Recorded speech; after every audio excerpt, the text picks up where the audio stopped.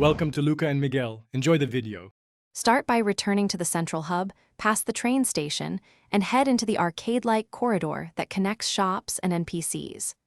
Walk carefully and scan for a green neon sign marking an area with machines. The Revive Mint vending machine sits beside that sign.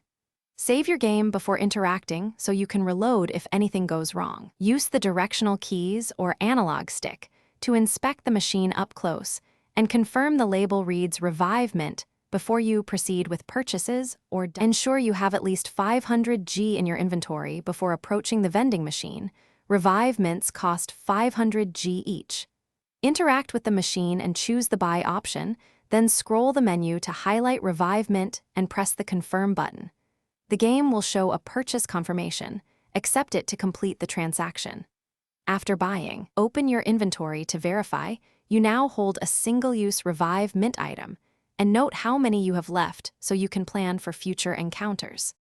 When an ally is knocked out, open the battle menu and select item, then choose Revive Mint from your inventory to revive that ally.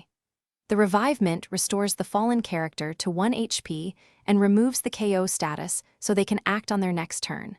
Use the item immediately after a defeat for the most reliable effect, particularly in boss fights or prolonged encounters. Remember, Revive Mints are single-use, so conserve them for critical moments and consider stocking multiple units before difficult sequences. Thanks for watching and please subscribe. It's the best investment you'll ever make.